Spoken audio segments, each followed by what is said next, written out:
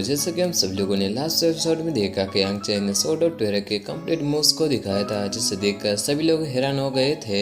और आखिर में यूएई ने यांग चैन को अपने बर्थडे पर डिनर पर बुलाया था। तो फिर अब हम कुछ समय बाद का सीन देखते हैं, जहाँ पर यांग चैन कहीं पर जा रहा था, जिसे आसपास के सभी लोग नोटिस कर रहे थे, क्योंकि सभी को यांग चैन की ट्रू पावर जानने को मिली थी। तो अब यांग चैन कहता है, कॉन्टेस्ट से पहले सभी लोग मुझे कचरा समझते थे, लेकिन अब सभी लोग मुझे एक स्ट्रॉन्ग और पावरफुल पर्सन की नजर से देखते हैं। लगता है कि इन सभी को भी मेरी ताकत का अंदाजा लग गया है। फिर वो मार्शल आर्ट असिस्टेंस के बाहर आ जाता है और कहता है, अब जबकि स्वॉर्ड ऑफ टेरर निकल गई है तो फिर पुराने लोगों से मिलने का टाइम आ गया है। और हमें यहाँ पर बताया जाता है कि मार्शल आर्ट असिस्टेंस पूरे केंगलांग कॉन्टिनेंट पर सबसे बड़ा एसोसिएशन है। इसमें सिर्फ वही लोग शामिल हो सकते हैं जो पावरफुल और स्ट्रॉन्ग होते हैं। तब यांग चैन अंदर जाने लगता है, जिस पर वो दो गार्ड उसे रोकते हुए कहते हैं, इस मार्शल आर्ट एसोसिएशन में नॉर्मल लोगों को जाने की परमिशन नहीं है। तो अब यांग चैन कहता है, मैं तुम्हारे प्रेसिडेंट वू सानहे से मिलना चाहता हूँ, इसलिए मुझे अंदर जाने दो। ये सुन के पहला गार्ड कहता है, लड़के क्या तुम खुद को कोई बड़ा और पावरफुल पर्सन समझ रहे हो? जिस पर दूसरा गार्ड भी कहता है, अभी तो तुम्हारे नीचे के बाल भी नहीं उगे हैं और तुम हमारे प्रेसिडेंट को उनके नाम से बुलाने की हिम्मत करते हो।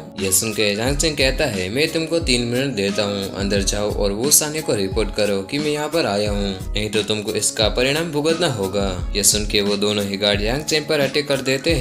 यह देखकर यांग चैन कहता है, तो फिर अब तुम इसके लिए मुझे ब्लेम मत करना। और वो उन दोनों को बड़ी आसानी से दूर कर देता है। फिर वो असिस्टेंस के अंदर आ जाता है। ये देखकर गार्ड्स कहने लगते हैं, जल्दी से सभी लोग यहाँ पर आओ, यहाँ कोई पर्सन है जो हमारे असिस्टेंस में जबरदस्ती घुसे जा रहा है। यह सुन के एक डिसेबल कहता है, किसकी इतनी हिम्मत हो गई जो हमारे मार्शल आर्ट एसोसिएशन में घुसे जा रहा है। और वो सभी यांग चैन पर अटैक करने के लिए आगे बढ़ते हुए कहते हैं, कमीने तुम्हारी इतनी हिम्मत कि तुम हमारे मार्शल आर्ट एसोसिएशन में ऐसे घुसे चले आ रहे हो, लगता है कि तुम्हारे जीने की इच्छा खत्म हो गई है। तब यांग चैन कहता है, लानत है, ये सभी लोग यहाँ कहाँ से आ गए? फिर वो उन सभी से कहता है, तुमको कोई गलतफहमी हो रही है, मैं सिर्फ तुम्हारे प्रेसिडेंट वू सानहे से मिलना चाहता हूँ। ये सुन के डिसेबल्स कहने लगते हैं, कमीने तुम एक छोटे से मामूली से पर्सन हो, तुम्हारी हिम्मत कैसे हुई हमारे प्रेसिडेंट को उनसे नाम से बुलाने की? जिस पर यांग चैन कहता है, सच में यह एक परेशानी है, लगता है मुझे फिर से अपनी ट्रू पावर्स को एक्टिवेट करना होगा। तब यहाँ पर प्रेसिडेंट वू सानहे आ जाते हैं, जिसे देखकर सभी लोग उनको रिस्पेक्ट देते हैं और कहते हैं, प्रेसिडेंट प्लीज आप हमें माफ कर दीजिए कि हमने आपको डिस्टर्ब कर दिया।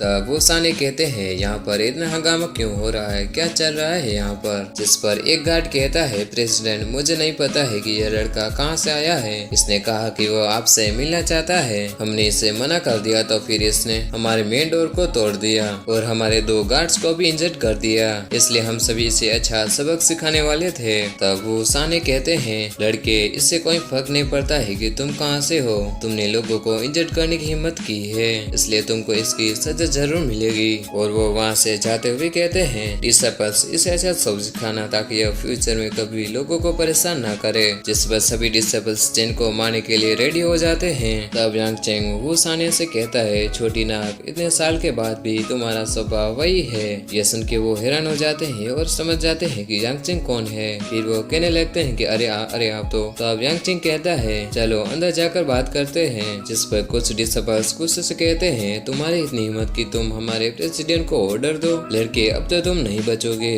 तब वो सानहे कहते हैं, बकवास बंद करो, और वो उन सभी को अपनी पावर से दूर कर देता है। फिर वो कहते हैं, अब से जब भी यह जेंटलमैन असेंसस में आना चाहे तब उनको कोई भी नहीं रोकेगा, ठीक है ना?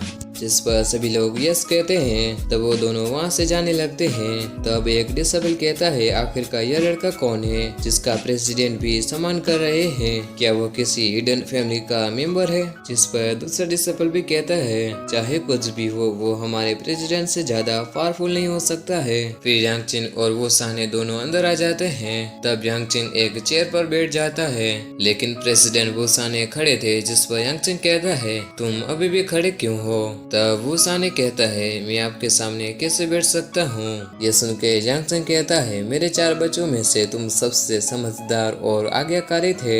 फिर वो उसके कंधे पर हाथ रखकर कहता है, छोटी नाक अब तुम बड़े हो गए हो। जिस पर वो सानहे रोते हुए कहते हैं, डियर फादर फाइनली आप वापस आ गए, यानी कि हमारा मेन कैरेक्टर इस वो सानहे का फादर है। तब यांग चैन कहता है, अब शांत हो जाओ, तुमको लोगों ने रोता हुआ देख लिया तो गड़बड़ हो जाएगी। ये सुन के सानहे अपने आंसू को पहुंचते हुए यस डैड कहते हैं। फिर यांग चेंग कहता है मार्शल आर्ट एसोसिएशन बनाने का मेरा आइडिया था, लेकिन तुमने इसे बना दिया है। जिस पर वो सानी कहता है फादर अगर आपको यह पसंद नहीं आया है तो मैं इसे इमीडिएटली डिसोल्व कर दूंगा। यह सुन के यांग चेंग कहता है नहीं, तुमने इसे सही किया है, अब तो मुझे तुम्हारे 3 भाइयों के बारे में बताओ। जिस पर वो सानी कहते हैं 60 साल पहले फर्स्ट ब्रदर मेडिसिन मास्टर के साथ हिडन माउंटेन्स में चले गए थे और 40 साल पहले सेकंड ब्रदर ने सेंट्रल प्लेस में एल्केमी एसोसिएशन की स्थापना की है और फोर्थ ब्रदर जो सबसे स्ट्रॉन्गेस्ट अपोनेंट की तलाश में हमेशा दुनिया में फरता ही रहता है और उसे एक टाइटल भी दिया गया है जिसे एम्परर मिंग चेन कहा जाता है।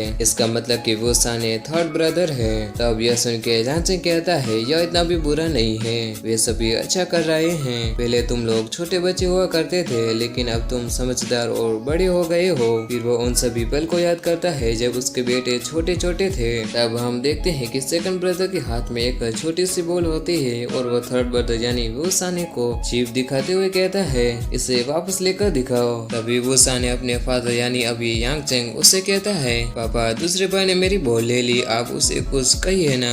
फोर्थ ब्रदर कहता है पापा मैं मार्शल आर्ट सीखना चाहता हूँ। तब फर्स्ट ब्रदर भी कहता है फादर मुझे तो कुछ भी समझ में नहीं आ रहा है कि मैं अभी क्या करूँ। यह सब याद करके यांग चेंग मुस्कुराने लगता है और इसके साथ ये एपिसोड भी खत्म हो जाता है। सो गाइस इसका अगला एपिसोड जल्दी इस चैनल पर अपलोड हो जाएगा, इसलिए वीडियो को लाइक और चैनल को सब्सक्राइब कर लीजिएगा। Thanks for watching.